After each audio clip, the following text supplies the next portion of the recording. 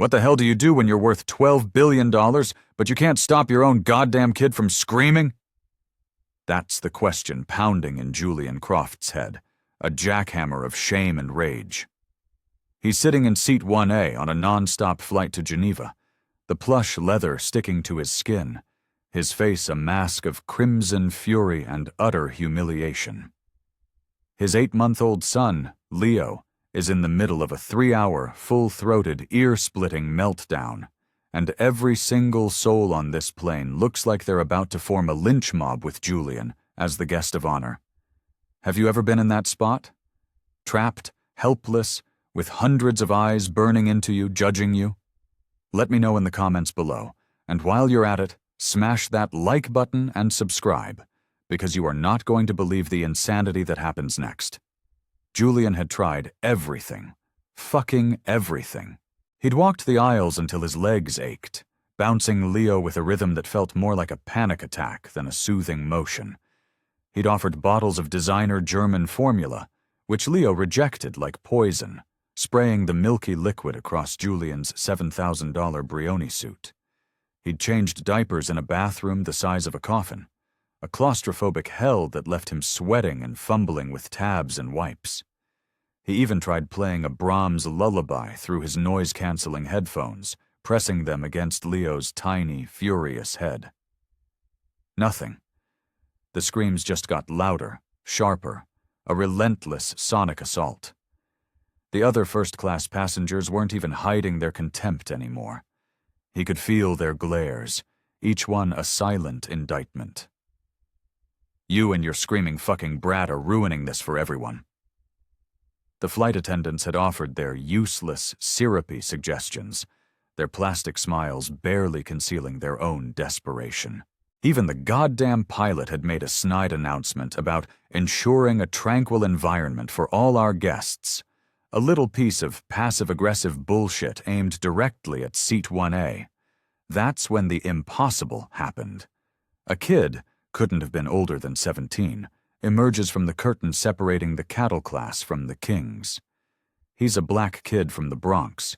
You could tell by the grit in his eyes and the unapologetic set of his jaw. His clothes are worn but immaculate, his backpack held together with sheer willpower and a few strips of gorilla tape. He walks right up to Julian's seat, moving with a quiet confidence that seems to bend the furious energy in the cabin around him. He doesn't ask permission. He doesn't introduce himself. He just leans in, his gaze fixed on the screaming baby, and gently reaches out. "May I?" he asks, his voice a low, calm rumble that somehow cuts straight through Leo's shrieking. Julian is so far past exhaustion, so deep in his own personal hell, that he doesn't have the energy to question it. A stranger, a teenager from the back of the plane, wants to hold his kid? Fine. Whatever. He just nods, a single defeated gesture, too wrecked to give a damn about appearances or propriety. The second the kid's hands touch Leo, a miracle unfolds. The screaming stops, not fades, not whimpers down. It just stops. A switch is flipped. The sudden, absolute silence is deafening. It crashes down on the cabin, a physical weight, and 200 passengers collectively hold their breath, terrified to move, terrified to break the spell. The teenager holds Leo with an expertise that seems ancient, a knowledge that couldn't possibly belong to a 17-year-old. He applies a gentle, steady pressure to specific points on the baby's back and chest, his thumb rubbing a slow, hypnotic circle, while humming a melody so deep and resonant it feels like it's coming from the earth itself. Leo's eyes, squeezed shut in a tormented grimace for hours, flutter open. They're wide, curious, and for the first time since takeoff, they look calm, peaceful. He stares up at the boy's face, utterly captivated. How did you do that?" Julian whispers, his voice raw, staring at this mysterious kid who had just accomplished what a team of pediatric specialists and a fortune in baby technology couldn't. The kid offers a small, knowing smile. My mom was a NICU nurse. She taught me about harmonic resonance. Certain vibrations can calm a baby's nervous system. Julian's gaze sweeps the cabin. Every single passenger is staring, their expressions transformed from annoyance to pure, unadulterated awe. But as Julian looks back at the young man who just performed this act of quiet magic, he notices something that makes his heart hammer against his ribs. Peeking out from the kid's patched-up backpack is the neck of a violin case, old and scarred, covered in stickers from youth orchestras and citywide competitions. An intelligence burns in the boy's eyes, a profound depth that goes far beyond his years. "Who are you?" Julian asks, his voice thick with a wonder he hasn't felt in years. The teenager looks Julian dead in the eye, his gaze unwavering, mature. "My name is Marcus Thorne. I'm 17. I'm from the Bronx, and I'm on my way to Geneva to audition for the World Youth Philharmonic." Julian feels the ground shift beneath him. The person who just saved his sanity, who soothed his child when he was at his absolute lowest, wasn't some high-priced professional or a fellow member of the global elite. He was a brilliant, gifted teenager from a world away, a kid from one of the toughest boroughs in America. As Marcus continues to hold Leo, who is now gurgling, actually cooing with contentment, Julian has no idea that this chance encounter is about to unravel a story of staggering talent, profound sacrifice, and a fierce determination that will redefine everything he thought he knew about success, and in doing so, change both of their lives forever. Julian Croft, at 45, was the architect of a biotech empire. His company, Ethelred Innovations, was valued at over $12 billion, pioneering gene-editing therapies that were changing the face of modern medicine.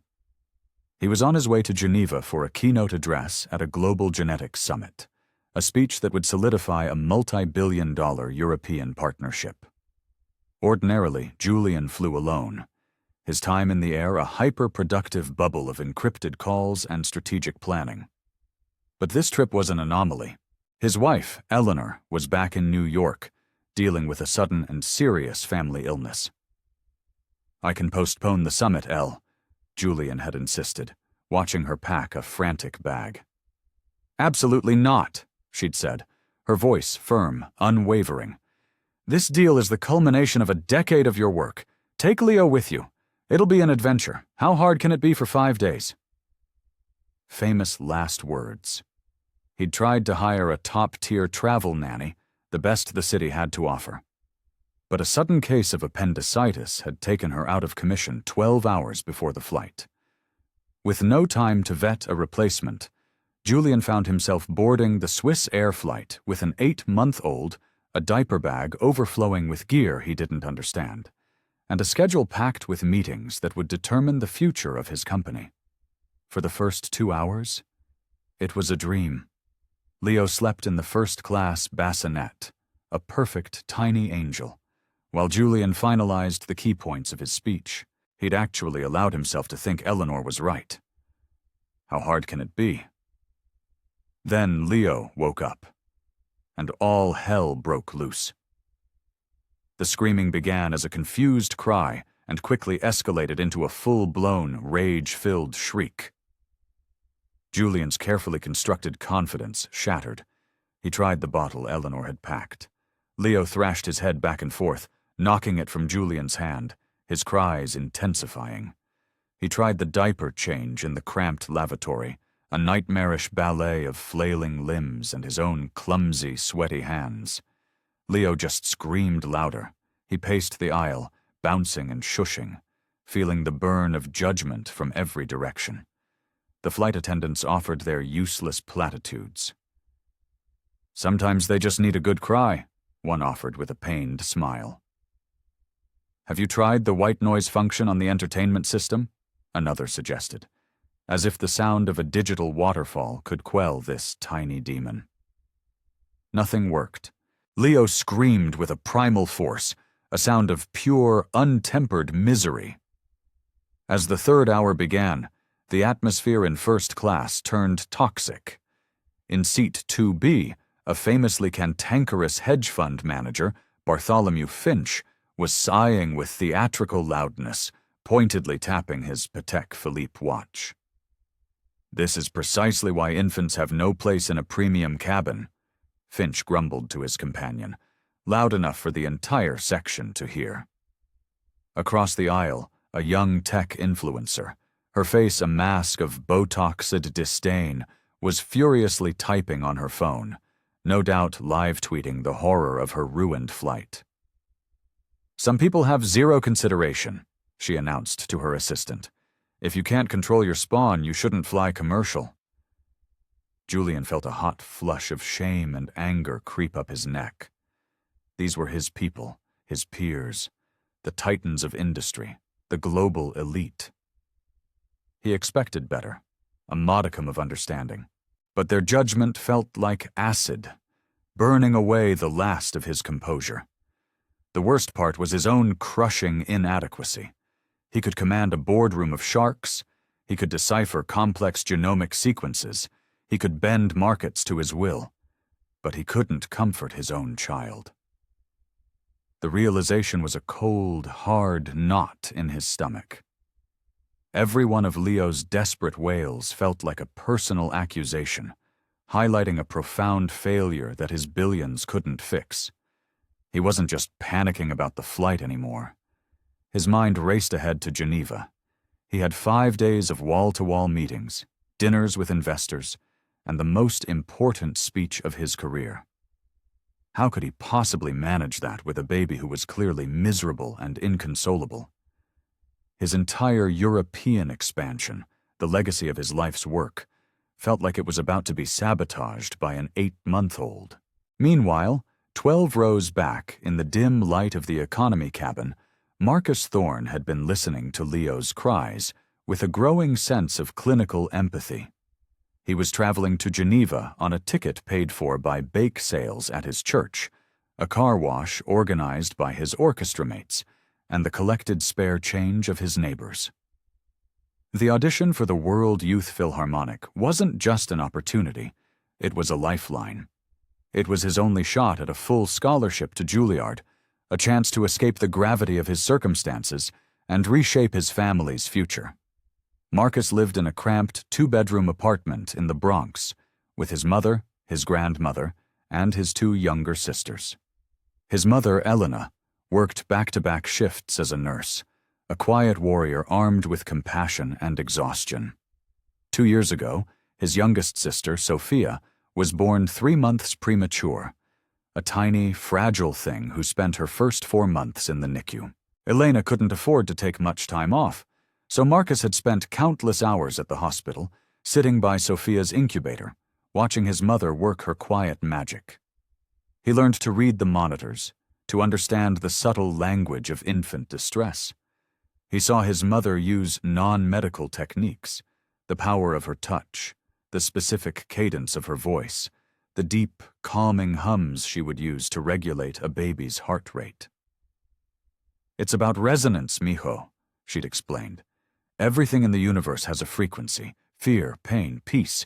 You just have to find the right frequency to tune them to." He had watched her calm infants that doctors had given up on, his mother's hands and voice achieving what machines and medicine could not. He called it her magic. She called it listening. Listening to Leo's screams, Marcus recognized the specific pitch of overstimulation and deep-seated discomfort. He heard the panicked, shallow breaths between wails. He knew he could probably help, but he also knew the brutal calculus of the world. A black kid in a hoodie walking from economy into the hushed, rarefied air of first class was not a welcome sight.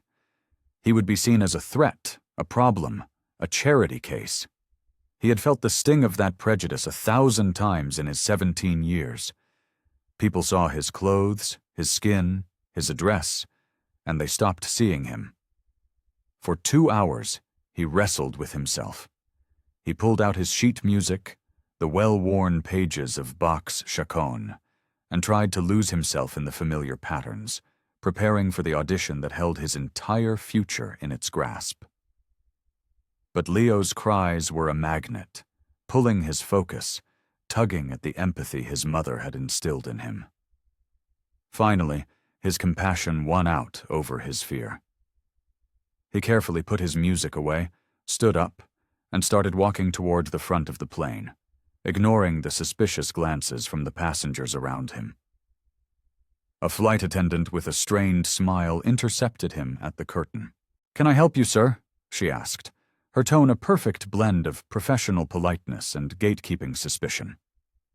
"The baby," Marcus said, his voice quiet but steady. "I think I might be able to help him."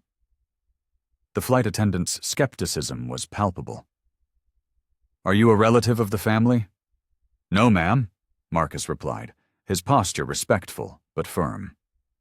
"But my mother is a neonatal nurse. I've spent a lot of time around distressed infants. I recognize that cry. There are some techniques." Before she could dismiss him, Julian Croft himself appeared in the aisle, his face a haggard portrait of defeat, Leo screaming against his shoulder.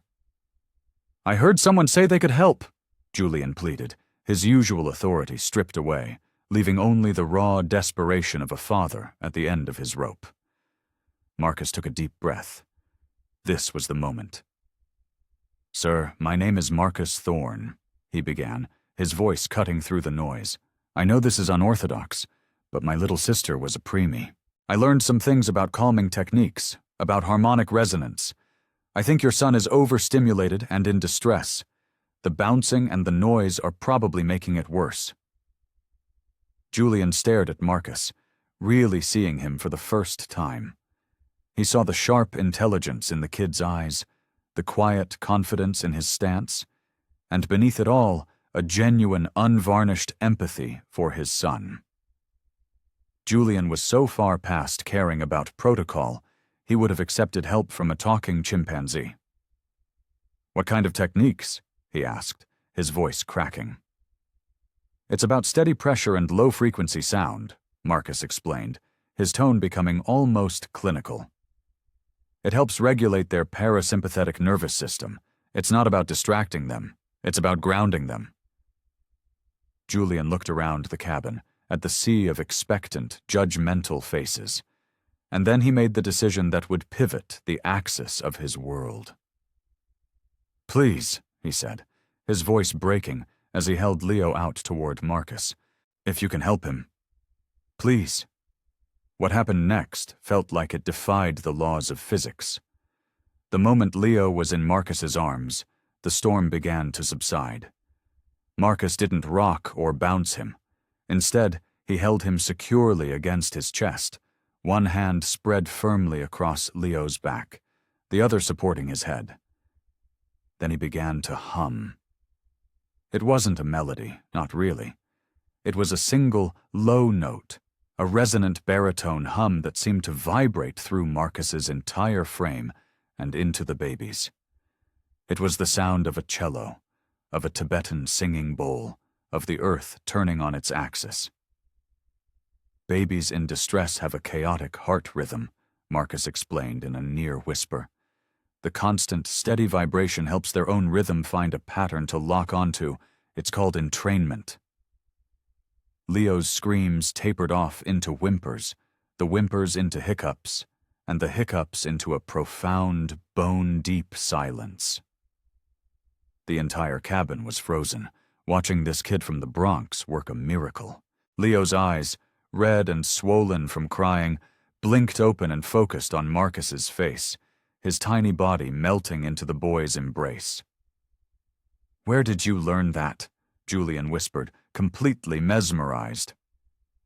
"My mom," Marcus said, his focus never leaving Leo. "She says every person has a song inside them. You just have to be quiet enough to hear it. Sometimes you have to sing it for them until they remember it for themselves." Julian watched as Leo's breathing deepened, his tiny fists uncurling for the first time in hours. He was asleep. Bartholomew Finch, the cantankerous hedge fund manager, was staring, his mouth slightly agape. "Astonishing," he murmured to his companion, simply astonishing. The tech influencer across the aisle had put down her phone, her expression one of baffled respect. The flight attendants stood by, their faces a mixture of relief and utter disbelief. "How long will this last?" Julian asked, terrified the spell would break. "He should sleep for a while now," Marcus said confidently. "His system was just overloaded. He needed a reboot." As Marcus gently transferred the sleeping baby back into Julian's arms, showing him how to maintain the same steady, secure hold, Julian studied this young man as if he were a newly discovered element. "Marcus, you said you're going to Geneva for an audition?" he asked, his voice low. "Yes, sir. The World Youth Philharmonic. It's a global program for young classical musicians. The winners get a full ride to Juilliard." Julian was floored. This kid wasn't just a baby whisperer. He was a world-class talent. "That's one of the most competitive programs on the planet. You must be an incredible musician." Marcus gave a modest shrug. "I love to solve problems, whether it's a difficult passage in a Bach partita or a crying baby on a plane. To me, they're just different kinds of puzzles." "Tell me your story," Julian urged, gesturing for Marcus to take the empty first-class seat beside him.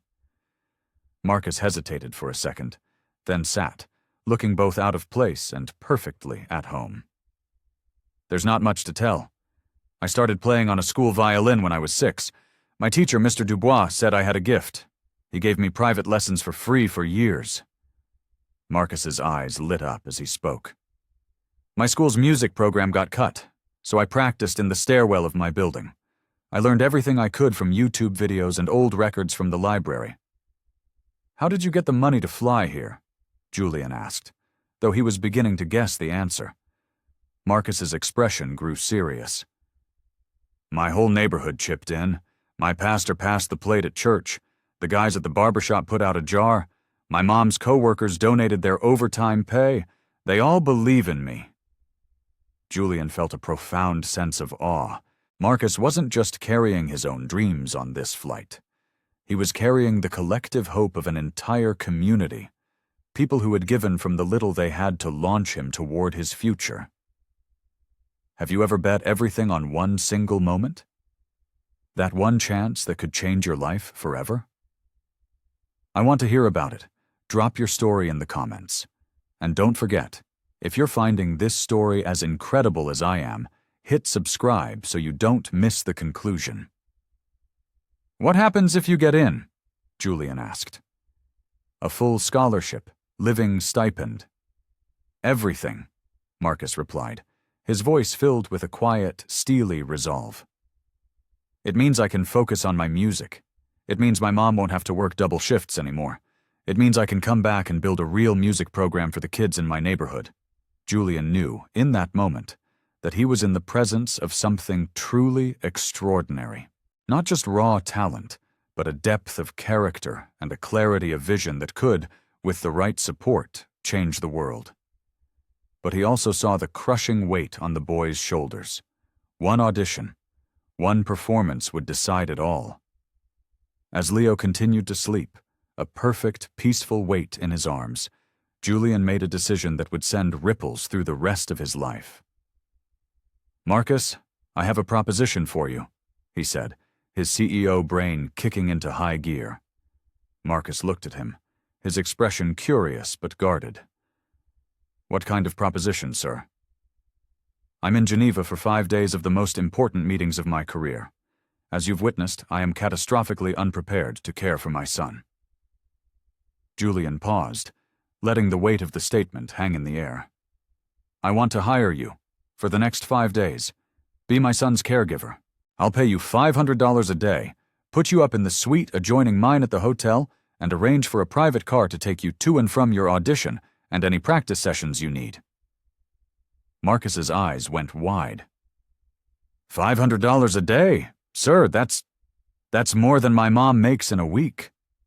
"It's less than what a professional consultant would charge me in London," Julian countered. "And you've already proven you're more effective than any professional I could find." Marcus's mind was spinning. The money would be a lifeline for his family. But the audition was everything. Mr. Croft, I'm grateful for the offer, I truly am. But this audition, my entire life is riding on it. I can't be distracted. Julian smiled, recognizing the unwavering focus of a true prodigy. I understand. The audition is your priority. I would only need you during my meetings and some evening events. The rest of the time is yours to practice and prepare. Julian leaned in, his voice dropping. Marcus, in my world, I meet brilliant people every day. But what you did 3 hours ago, that was something else. You didn't just solve a problem. You saw a human being in distress. 2 of them, actually, and you stepped in. You risked being misunderstood, being rejected, to help a stranger. That kind of character is rarer and frankly more valuable than any stock in my portfolio. Marcus was overwhelmed. His trip to Geneva was supposed to be a simple, terrifying, all-or-nothing mission. Now it was becoming something infinitely more complex. As the plane began its descent, the lights of Geneva sparkling like a carpet of diamonds below, Marcus looked at Leo, sleeping soundly in his father's arms, and he knew his life had already changed in ways he couldn't yet comprehend. This audition might not be the only test he would face this week. The bigger test would be navigating this new, dizzying world of wealth and power that Julian Croft represented, without losing sight of the values and the community that made him who he was. As the plane taxied to the gate at Geneva Airport, Marcus made his decision. "Mr. Croft," he said, his voice clear and steady as passengers began to stir, "I accept your offer. I'll help you with Leo." A wave of profound relief washed over Julian. It was more than just solving his childcare crisis. It was a feeling of excitement, an eagerness to spend more time with this remarkable young man. "Excellent," Julian replied, a genuine smile spreading across his face. "My driver is waiting. We can finalize the details on the way to the hotel." Walking through the airport was a surreal experience. A billionaire CEO holding a sleeping baby, flanked by a 17-year-old from the Bronx. They were an odd, compelling spectacle, attracting stares that were a mixture of curiosity and confusion. The car was a black Maybach, an opulent vessel of leather and polished wood that felt more like a private jet than a car. "The audition is tomorrow afternoon," Marcus said, as they glided through the pristine Swiss streets. "It's a 3-part process, a prepared solo piece, a blind orchestral excerpt, and an interview with the conductors." Julian listened, impressed by Marcus's composure and focus. "What's your solo piece?" he asked. "The Chaconne from Bach's Partita No. 2, Marcus replied. "It's considered one of the most technically and emotionally demanding pieces ever written for solo violin." They arrived at the Four Seasons Hotel de Bergue, a palace of old-world elegance overlooking Lake Geneva. Noah felt as though he had walked through a portal into another reality. The lobby glittered with crystal and gold, the air scented with money and expensive perfume. "Mr. Croft, welcome," the manager greeted them, his smile radiating practiced deference. "Your presidential suite is ready, as is the adjoining room you requested." Julian's suite was a sprawling expanse of rooms larger than Marcus's entire apartment building floor. Floor-to-ceiling windows offered a breathtaking panorama of the lake and the Jet d'Eau. "Your room is right through there," Julian said, gesturing to an interconnecting door. "Privacy, your own bathroom, room service, anything you need." Marcus stepped into his room and felt his breath catch. It was a haven of quiet luxury, with a bed that looked like a cloud and a marble bathroom that gleamed under soft lights. "Mr. Croft, I don't know what to say.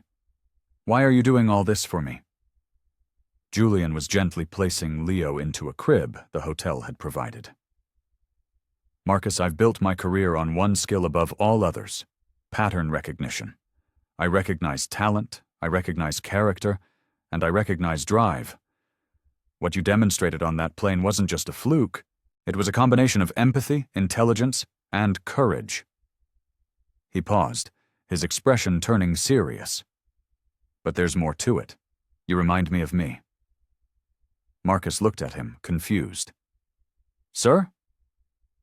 I wasn't born into this, Julian said, gesturing around the opulent suite. My father was a steelworker in Pittsburgh.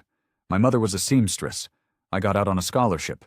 I fought my way into rooms I wasn't invited into, and I built my company from nothing but an idea and a refusal to fail. This revelation stunned Marcus.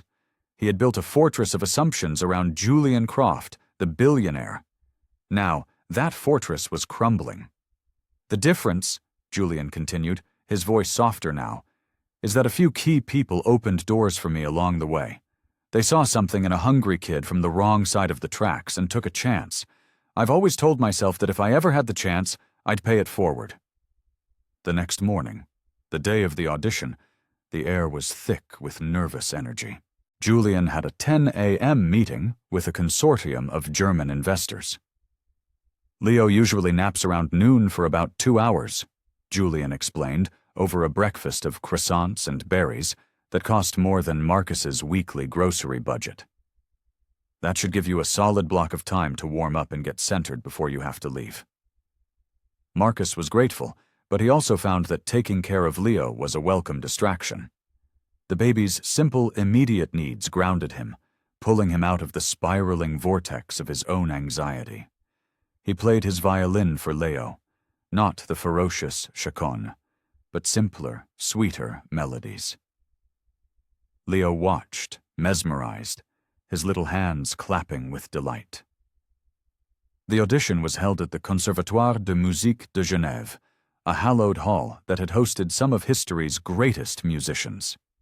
As Marcus walked in, clutching his worn violin case, he was surrounded by other young prodigies from every corner of the globe. They were the best of the best, polished and poised, many of them carrying instruments that were worth more than his family's home.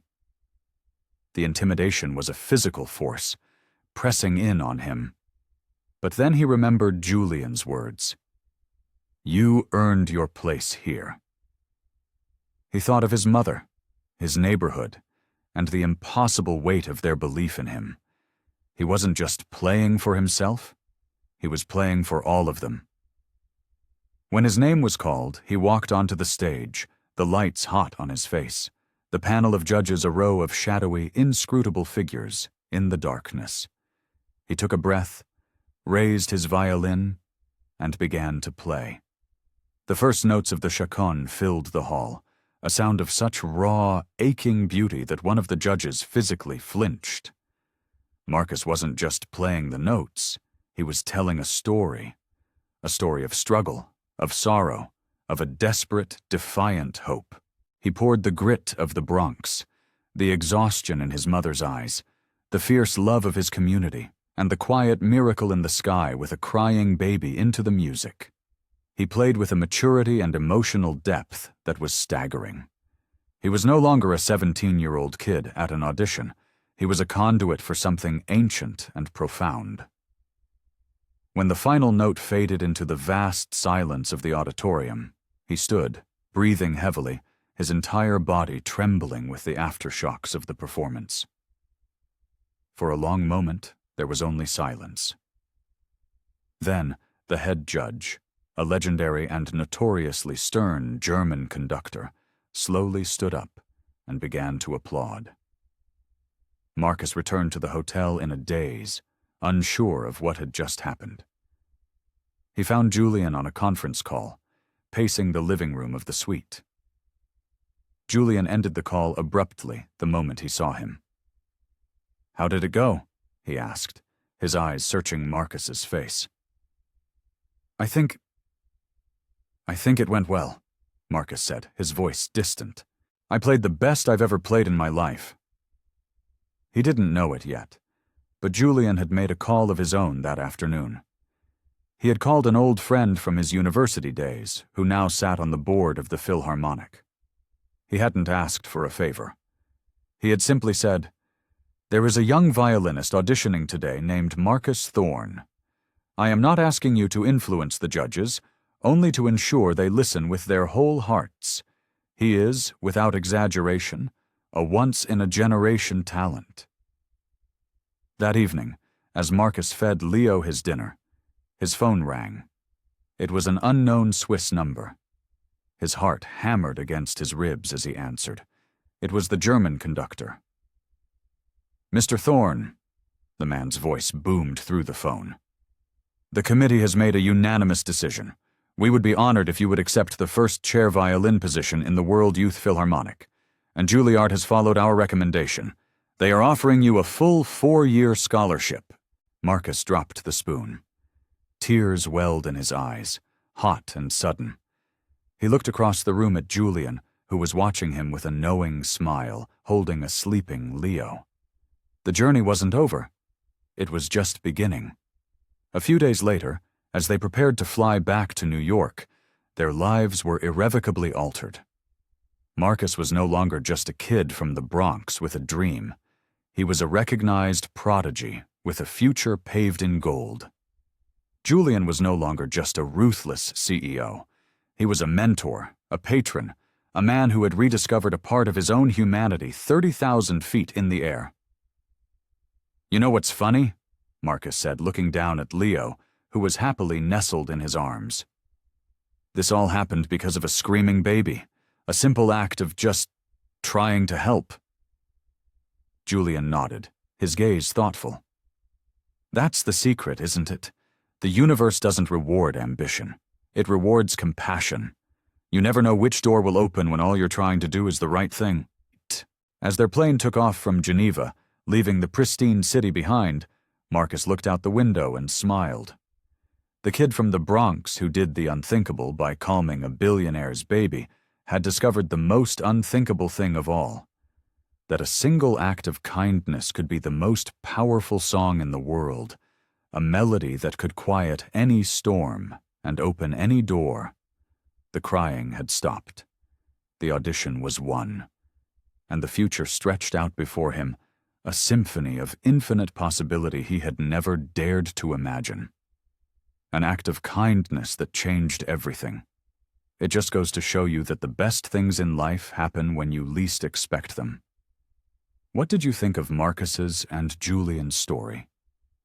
Let me know your thoughts down below. Thanks for watching. Please like and subscribe for more stories that will absolutely blow your mind.